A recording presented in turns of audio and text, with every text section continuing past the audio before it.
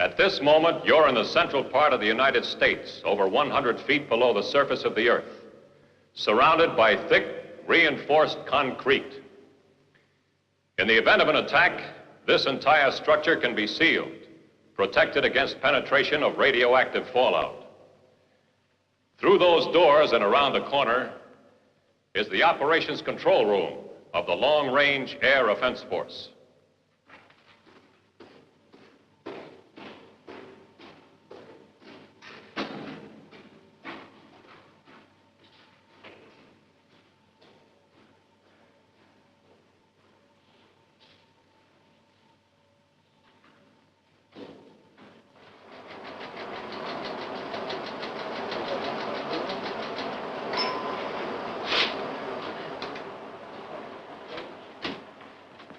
Thank you, Sergeant.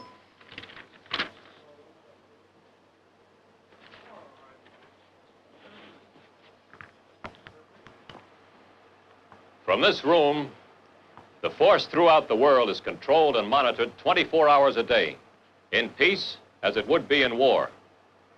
This force is a combat-ready offense force. It is a deterrent force dedicated to the prevention of war, any war, large or small. This offense force is complemented by the Joint Allied Early Warning Air Defense System. Offense Control, Colonel Dawes. Good. Recheck the weather in that area. The last forecast indicated thunderstorms. Right.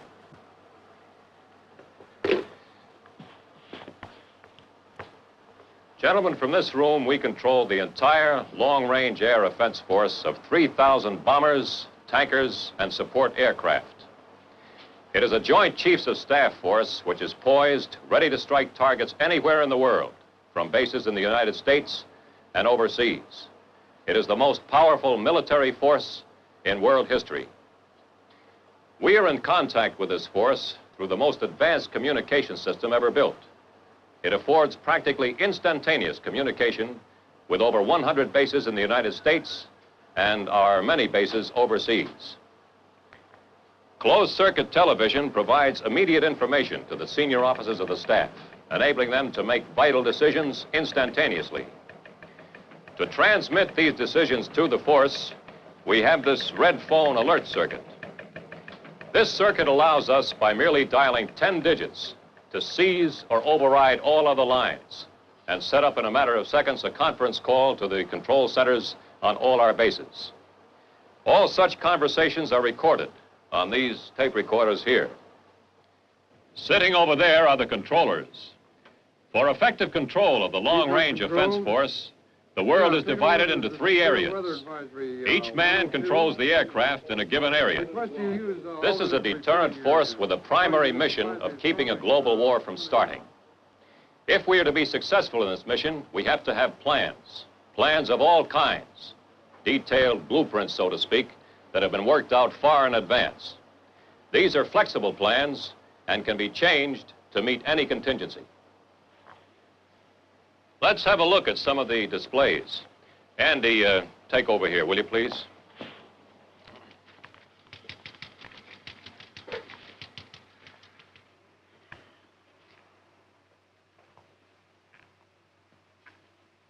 We call this the big board.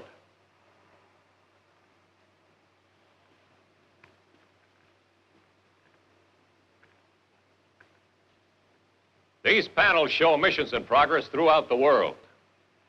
Some forces are being deployed, some are being shifted, some are special missions to improve combat effectiveness. These missions are going on 24 hours a day, and averaging the high activity periods with the lows, we have 10 to 15% of the total force airborne at all times. To support this activity, an aerial refueling operation takes place every 3.5 minutes. See these clocks here? Never before in military history has time been so important. But of course, our true mission here is to control this offense force. As I have said, it is a deterrent force. It's a force which we control in readiness to perform airstrikes against an enemy. And in the event of war, when it would make these strikes. Sergeant, let's see Plan War Dance.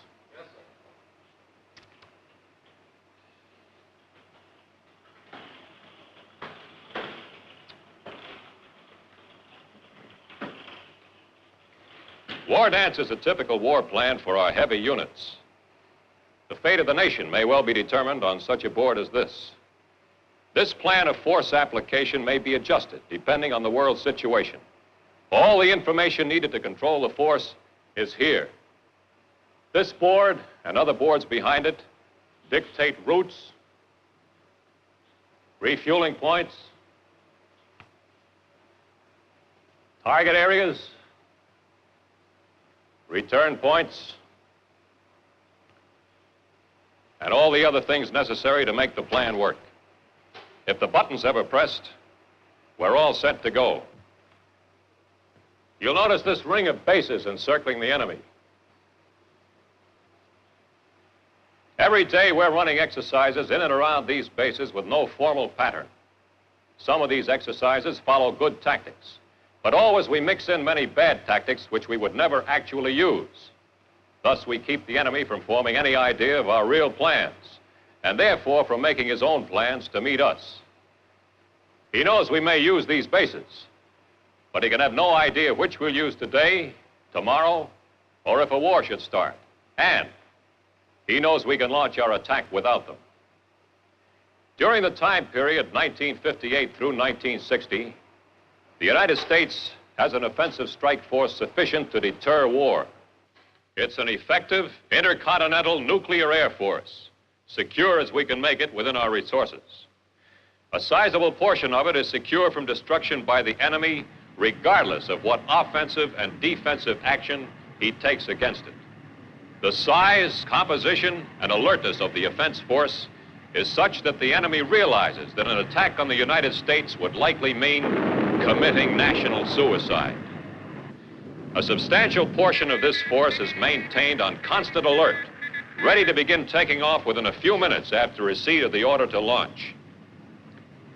This means that even with no more warning than that provided by our early warning radars, a force of hundreds of long-range nuclear bombers would be on their way toward vital targets in the enemy heartland before their bombers could reach our bomber bases.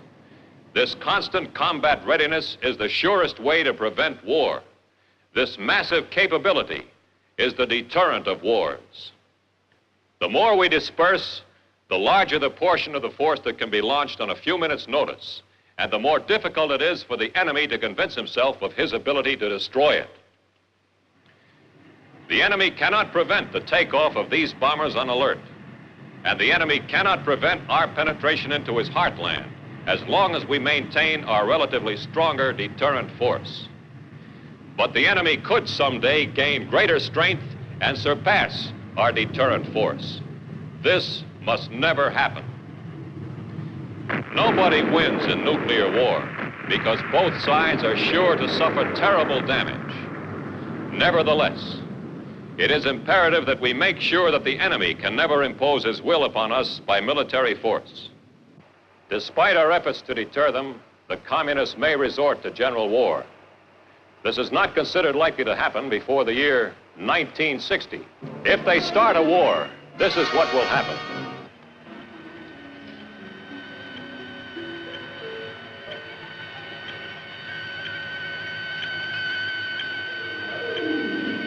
The early warning air defense net of the United States and our allies would pick up the first signs of unidentified aircraft. Offense control, Virgin. This is air defense.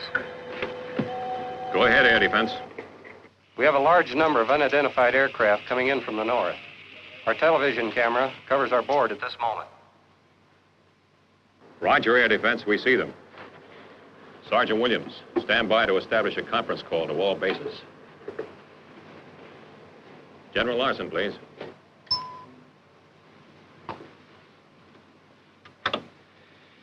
This is General Larson. Go ahead. Sir, would you turn on your screen? A large number of unidentified aircraft have just appeared. Right.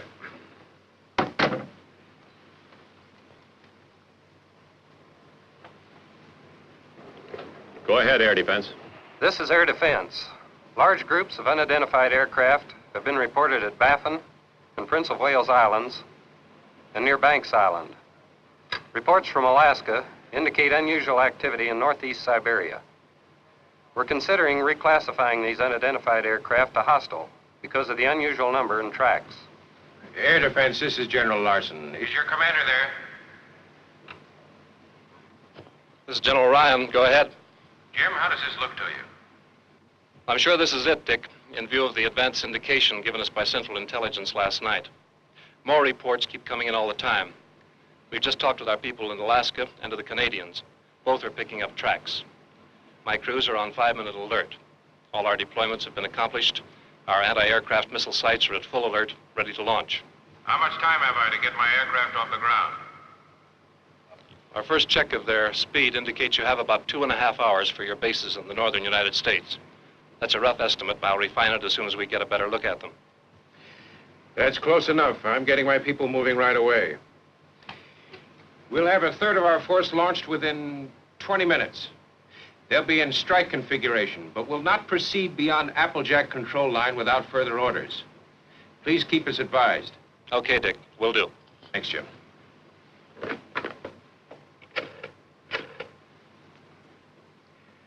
Pentagon, get me the Joint Chiefs.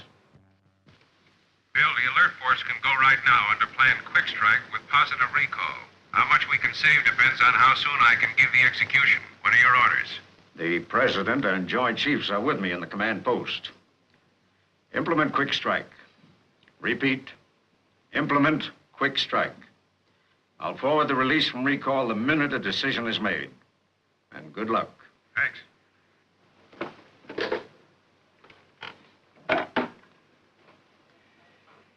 This is General Larson. Put Plan Quick Strike into effect. Make sure the crews understand they are to stand by for the proceed to target order. I want the first aircraft airborne in 5 minutes from now. Have a third of our force on their way in 15 minutes. Let me know every 15 minutes what percentage of the remaining force is in minimum condition for takeoff, and what percentage fully loaded and combat operational. Also, how soon can we have a strike backup capability for the alert force? And another item. Remind the units that surface evacuation of dependents is automatic with Quick Strike. Yes, sir. Put through the conference call. Notify our people in the Far East and Supreme Allied Command of Europe we're taking off. And tell them if we are authorized to proceed, all our strikes will be on the jointly coordinated series of targets. That is all. Yes, sir. Thank you. This is Colonel Dawes at Defense Force Headquarters. All units implement Plan Quick Strike. H hour is 1645Z. Repeat. H hour is 1645 Zulu. Ensure the proceed to target order is understood by all crews. I say again, be sure all crews understand the proceed to target order. Dependent evacuation is automatic with this order. Repeat, dependent evacuation is automatic. Authentication is Mulberry. All stations acknowledge at the count of 5. 1, 2, 3, 4, 5.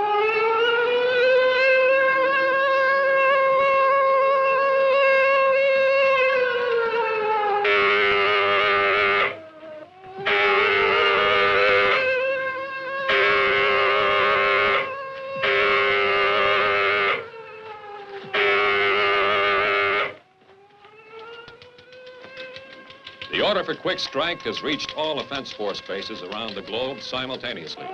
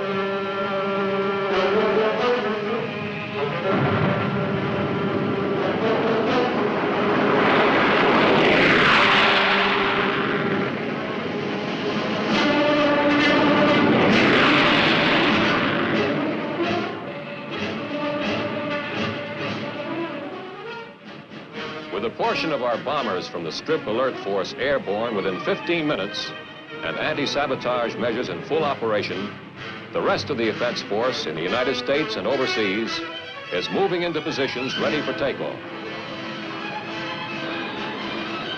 A key part of this offense force is the B-52, the Stratofortress, with its crew of 6 highly skilled men. All the hard, rugged years and 15-hour practice missions, often from Arctic areas, are now going to pay off.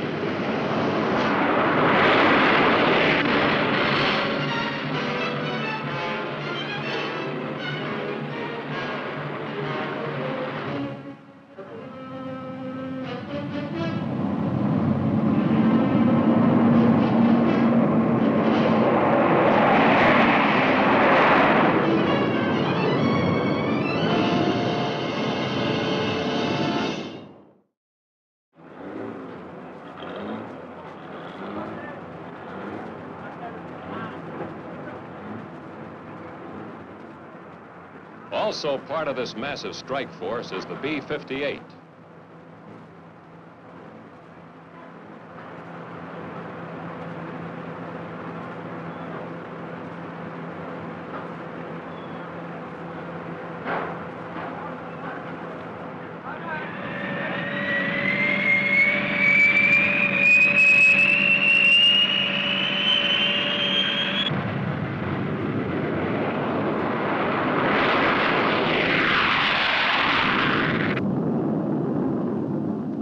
Of all these aircraft, the B-47s, the B-52s, and the B-58s have been carefully timed to take advantage of optimum tactics. Their KC-135 tankers are launching with them from their secure home bases. At some point, hundreds of miles from the home bases and high above all the clouds and weather, the KC-135 will deliver their fuel to one or more of the bombers. It is this fuel which will get the bombers to their targets at high or at low altitude, and which will bring many of them back home after the attack. All the planes, all the elements, fit into a plan to make the force operate as a precision instrument.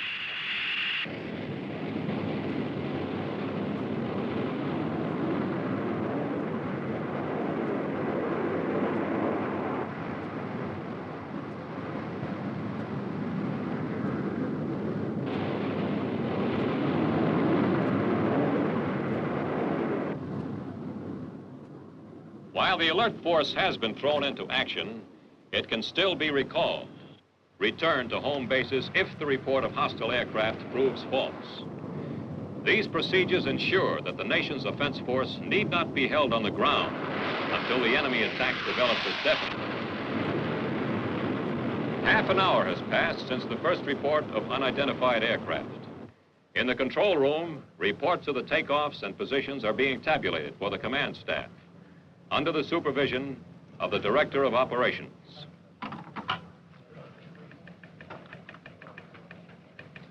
General Larson, this is Turner. Sergeant? Go ahead, Dutch. Sir, departure reports are being called in now. The alert force is airborne. We had a few takeoffs late by several minutes and one accident shortly after takeoff. But with the exception of that one, they're all off now. What about the rest? Excuse me, General. Sir, an enemy missile report just in. Just a moment, sir. Just received a missile report. A missile believed to have been ballistic. Detonated 10 miles southeast of Lockbourne about 3 minutes ago. No damage to the base reported. This report must still be confirmed. All right. Now, what about that accident on takeoff? B-47 of the 16th Wing exploded shortly after takeoff. They suspect sabotage. The commander's checking the rest of his aircraft. How about the rest of the force? We're better off than I'd hoped because of that message you sent last night. 25% of our remaining force was capable of evacuating its present bases. A little less than half of these are ready to strike. Complete crew, weapon loaded, fuel and chaff loaded. Our tanker-bomber ratio looks good. All right, get General Ryan at Air Defense. I'll be right in. Yes, sir. Air Defense, this is General Turner at Defense Control. Go ahead, Is General Ryan there? General Larson would like to talk to him and look at your board. This is General Ryan. There's a camera on the plot board. We're switching over. Jim, what's the latest on those unidentified aircraft? We have positive information that they are Soviets. We've just had a report from a Canadian interceptor who made contact with 6 of them. We've picked up 75 on our radar screens, and I think we can expect a lot more. We estimate that they should get to your bases in about 2 hours. What is the status of your force? The alert force has taken off. I'm holding off the rest as long as I can to build up the maximum strike force. We got an unconfirmed report of a missile attack near Lockbourne. Do you have anything on it? Yes, we picked that up on one of our recorders. Also 2 in Michigan and 1 in Colorado. Is there any particular pattern in the bomber attack yet? No, except that they seem to be spreading out as they get farther south. There's no concentration in any one area. How soon are you taking off for your alternate headquarters? We'll stay until the enemy's bomber attack pattern is determined. They're not likely to hurt us here with a ballistic missile. Have you spotted anything faster than a Bison? No, nothing except those ballistic missiles. General Bates, the vice commander, will be in command at Hillbilly, our alternate headquarters. He's on his way. We'll have to give the Soviets credit for picking this place as an important target and launching several bombers against it. I don't doubt that they can hit it. Please keep me informed. I'll let you know when I leave. Sure will, Dick. Good luck. Dutch, what's the status of our move to alternate headquarters? The aircraft and all personnel, except your key people, are standing by at base ops. Good. Yes? General? An orbiting aircraft reported that advanced base Blue Jay was hit by an enemy missile. Extensive damage appears to have been done to the 2 KC-97 squadrons there. 6 other advanced bases report missile explosions, but no hits. Those tankers weren't supporting alert, were they? No, sir. They were part of that post-strike pool for the very deep B-52 strike. Means at least 10 less B-52s will make it back home. So the pattern is beginning to unfold. The Soviets have launched a surprise air attack. Still, not knowing the enemy's intention, our offense force can only be ready to hit back. By giving up the initiative, the West must expect to receive the first blow. 50 minutes have elapsed since the unidentified aircraft were picked up on the North American radar screens. The vice commander is en route to an alternate headquarters to take over operation of the offense force in the event headquarters is hit before it can be evacuated. Meanwhile, General Larson remains in command at headquarters. Get air defense and find out if there's any pattern yet.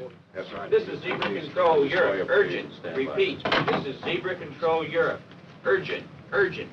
Turn on your screen. Go ahead, Zebra. We've just received reports that large groups of Soviet aircraft have been sighted over Germany, France, Denmark, the Netherlands, and Belgium. Our initial reports show that bombs have been dropped on airfields near Hamburg, Frankfurt, Bitburg, and Fürstenfeldbruck, as well as Amsterdam, Brussels, and Toul. Reports are still coming in, showing extensive damage. This is X-ray. Urgent, urgent. Hold it, Zebra. I just got an urgent from X-ray. I'm cutting off. Go ahead, X-ray. Nuclear weapons have been dropped on Osaka, Okinawa, Yokohama, and Tokyo. More information to follow. That does it. Call air defense and see if they have an established pattern of attack yet on North America. Stand by for a conference call to all our bases. Yes, sir. Air defense, this is offense control. Go ahead, Defense Control. We just received a report through Zebra from Supreme Allied Commander Europe and from X-ray in the Far East. The Soviets have just dropped atomic bombs on Allied airfields in Western Europe and in the Far East. Do you have any further information yet on the pattern of attack on this continent? No, nothing definite. We've made several widely dispersed interceptions, but their pattern of attack is still doubtful. They're not firing blanks. Unless you have something else, I'm switching off. No more. Out. General Turner. Yes, sir. General Larson. The command post is calling. This is Larson. Go ahead. Dick, this is Brooks. The President has authorized the Joint Chiefs to give the order for your forces to proceed to target. Release quick strike. Repeat, you are authorized to give the order to proceed to assigned targets. Release quick strike. That is all. Acknowledge. Roger. Release quick strike and proceed to target. Acknowledged. Goodbye. Release quick strike. Have all alert force aircraft proceed to assigned targets. Launch all available missiles. On these proceed to target orders, make sure you get the word to everyone. I don't want anyone turning back because we couldn't contact him. Yes, sir. Are you ready on the conference call? Yes, sir. This is General Turner. All units, all quick strike aircraft, proceed to assigned targets.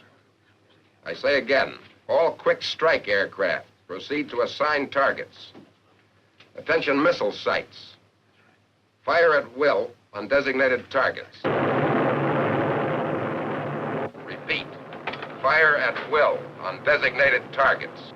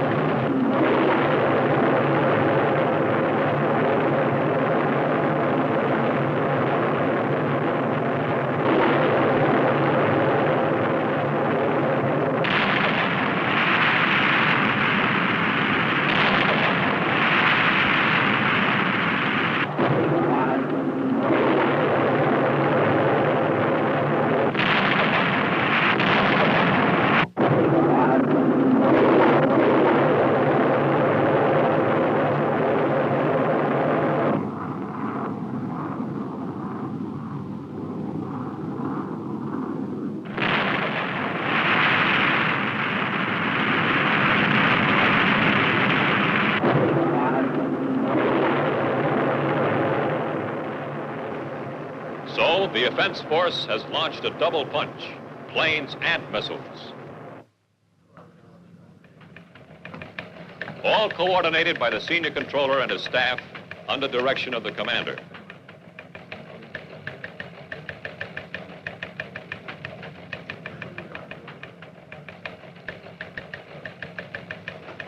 Give me your attention here, please. We have now released Plan Quick Strike. Repeat, we have now released Plan Quick Strike. Our missile sites are launching at will. I want to brief you, bring you up to the minute to be sure you understand the timing. An hour ago, the alert force execution order was issued. 15 minutes later, this force was in the air, headed for its targets.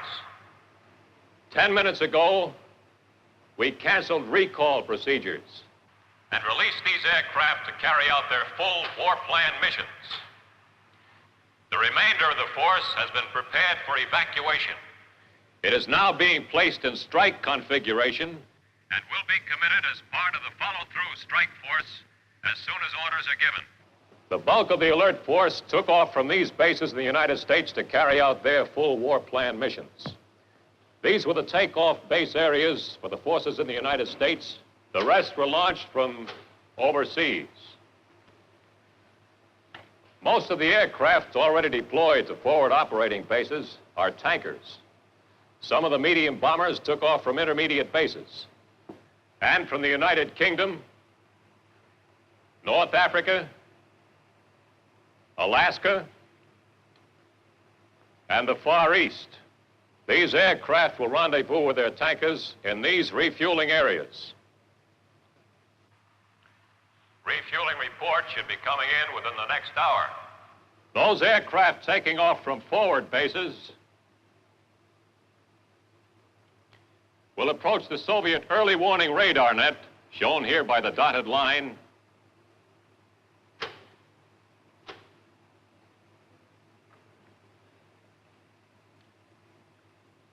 in less than 1/2 hour. Lead aircraft of these other attacking forces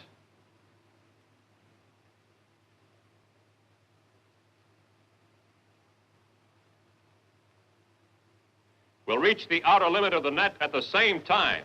Meanwhile, forces from these bases are also approaching the net. At designated H hour, lead aircraft of all these forces will penetrate the net and launch a simultaneous attack. Sergeant, Yes, sir. make sure the weather people are standing by. When this briefing is over, I want a complete recheck of the weather in all refueling areas. Yes, sir. The main attack will continue this effort and strike all elements of his air power. 1 hour after penetrating the net, lead aircraft will be at the position shown by this line.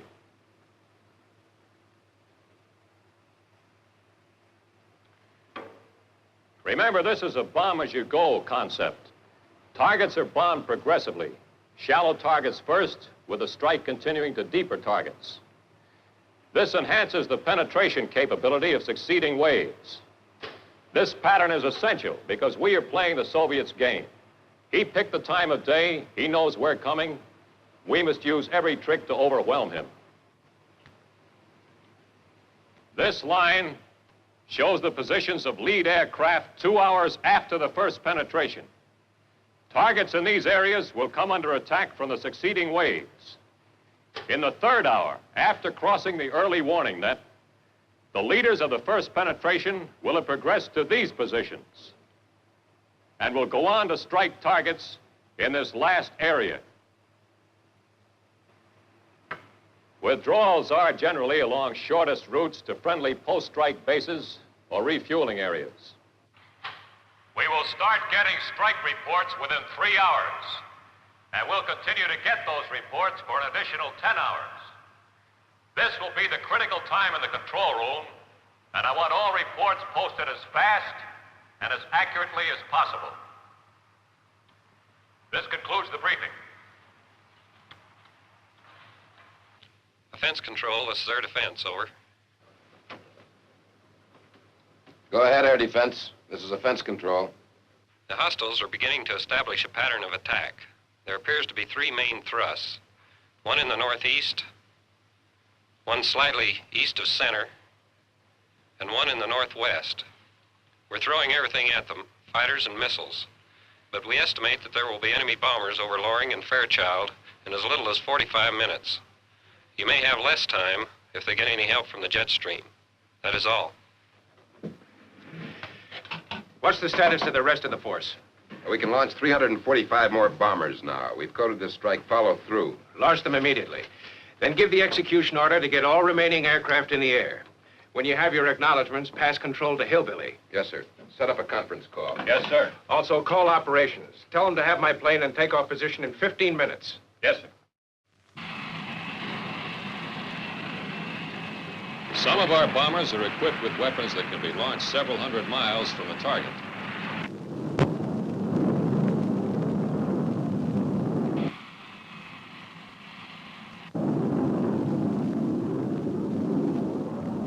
Seconds to go.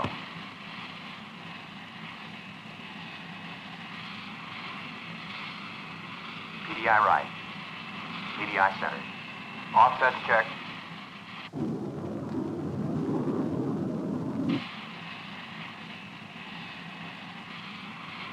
Bombs away.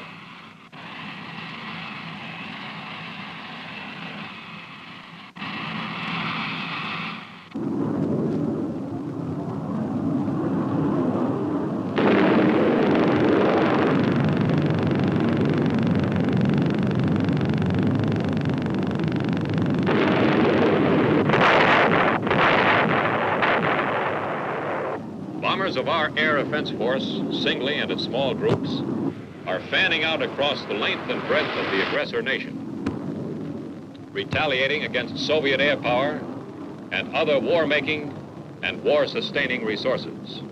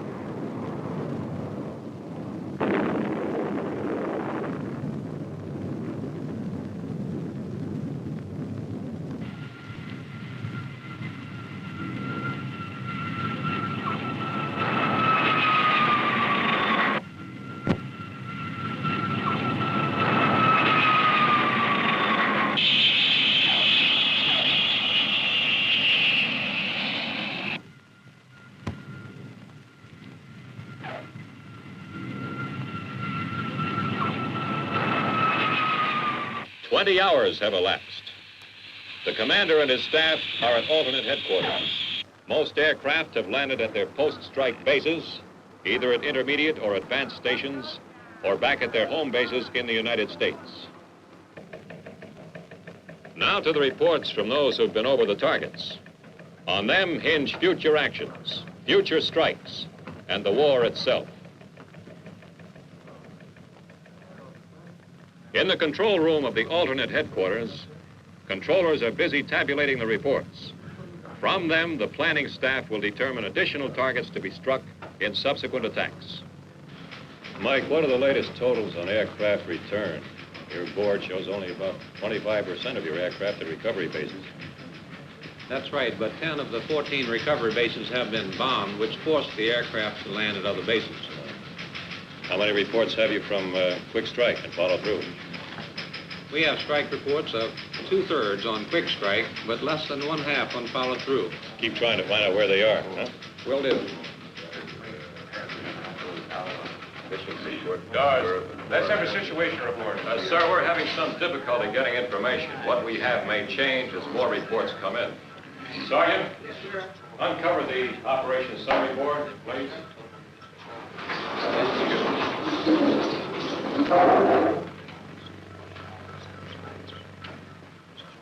Total overall results so far are aircraft scheduled, 1,545. Aircraft airborne, 1,517. Pre-target aborts, 62. Strike reports, according to crew estimates, 1,219. Aircraft retrieved at recovery bases, 971. Known losses, enemy territory as of 2 hours ago, 93. Missing, 49. Major battle damage to aircraft requiring 3 days to repair, 62. Now, the difference between the sum of these two figures and this airborne total is 453. Of these 453 unaccounted for aircraft, sir, there should be 53 B-52s still airborne. The missing figure is high because service communications in Europe and North Africa have broken down completely. We expect radio reports soon from individual bombers, groups of bombers. Crews may not realize that many of their reports aren't being forwarded. Thank you, Sergeant. Sir, here's a report from Zebra. 43 B-47s and 15 B-52s were on the ground at Shotgun 6 hours ago. We had no previous report from there. Now, that may reduce our missing number to 342. But, of course, we'll have to check the B-52 tail numbers to be certain.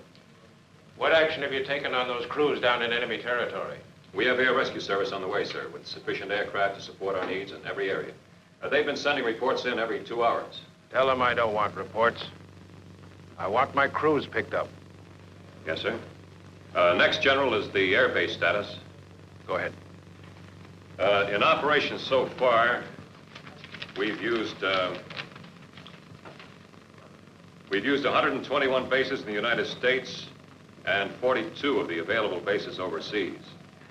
Communications in the overseas areas are bad, but these are the figures we have. Available bases in the United States, 72. In overseas areas, 67. Bases in use in the United States, 72. In overseas areas, 37. Bases damaged in the United States, 20. Overseas, 20. This figure includes all missile sites. Bases destroyed in the United States, 46. And in overseas areas, 16 known damaged. I beg your pardon, 16 known destroyed includes all IRBM sites. Our overseas data is unreliable, but we do know that there are 2 usable bases in North Africa, 3 in the United Kingdom, 3 in Alaska, 5 in Canada in the Northeast area, and 2 in the Far East. We're sure there are more, sir, but that's all we can back up with reports. How many tankers are operating from the Canadian bases? 73, sir. Well, let's not schedule any more bombers or tankers in there. They'll be looking for cripples for sure. Pass that to operations plans and numbered Air Force controls. Yes, sir. What's your latest total on aircraft losses, Dutch?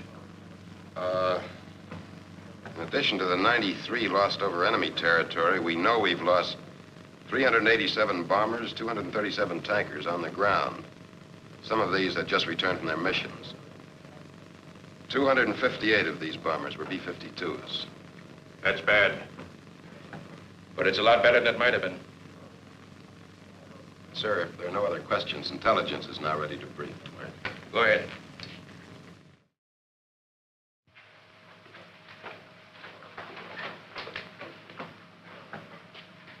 Sir, we have 625 strike reports in and 182 debriefing reports, but our evaluation is limited. This is a summary of the majority of the targets we attacked on our quick strike and follow-through strikes. 33 missile sites, 302 enemy air bases, 12 long-range Air Army headquarters, 18 atomic weapons storage sites, 57 fighter and tactical air control centers, 48 government control centers, and 12 enemy transport centers. We're waiting for the strike photos to compute the actual destructions. But we do have the bomb damage assessment mission photo for target M. Let me see it. This is the map of the target, with the initial point here and the aiming point here. This is the radar prediction on which the crew was briefed. And here is the outline of the lake, which is on the map. This is a blow-up of the picture of the radar scope as the bomb detonated. I know all that. Where did the bomb hit? Within 300 feet of the aiming point. The target was destroyed, according to our first estimate. Never mind the rest. Send me the analysis when you get it.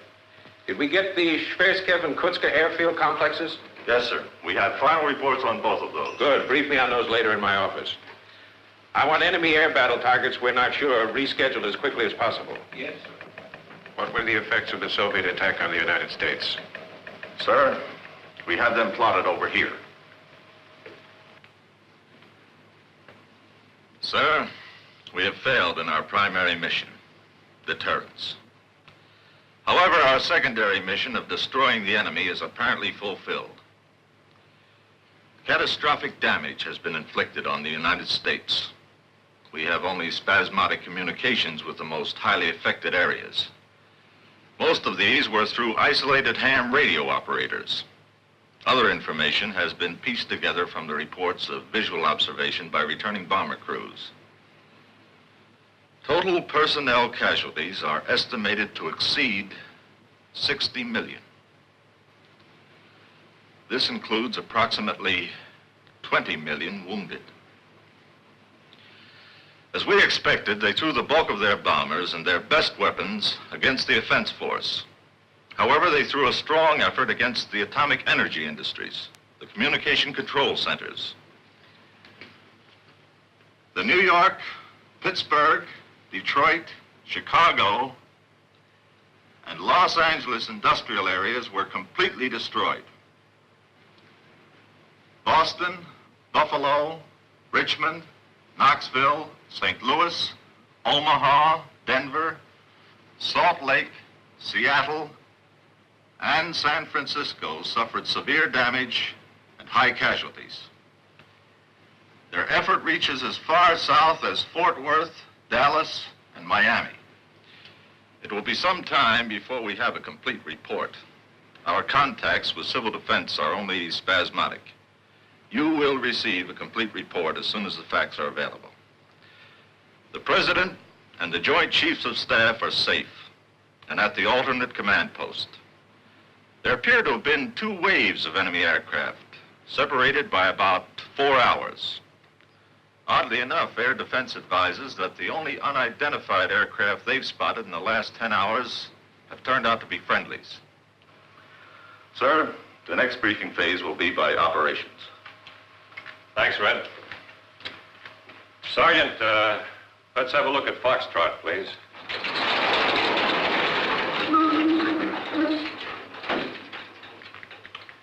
Sir, we're operating under Plan Foxtrot. The next attack is scheduled for takeoff in 7 hours.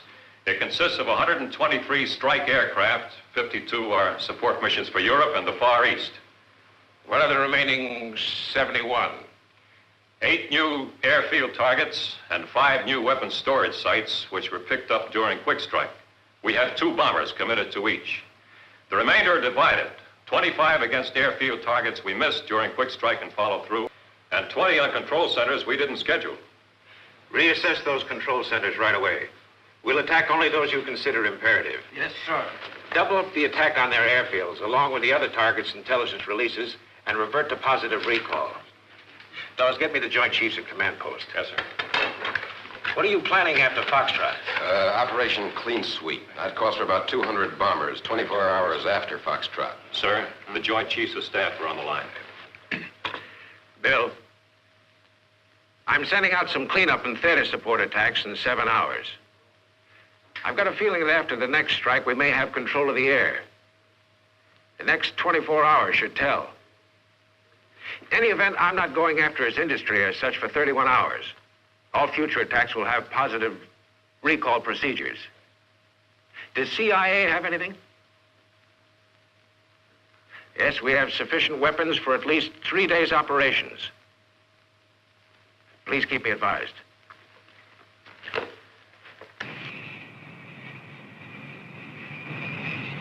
In war for survival, how soon can a nation surrender? When its military power is destroyed and its communications and governmental centers shattered, we must give him every chance, take every precaution to ensure that no bomb falls after he acknowledges defeat.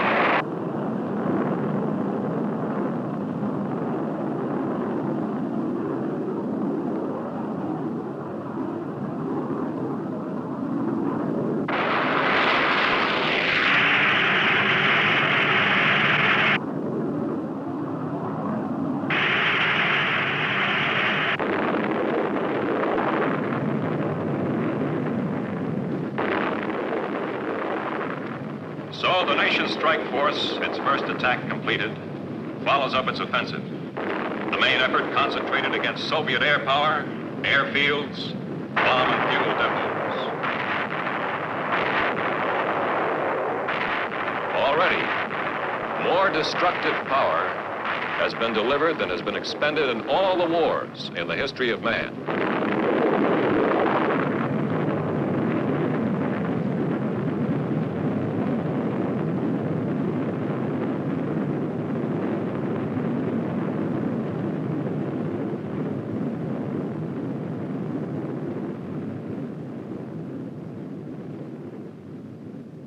The time is now D-Day plus 4.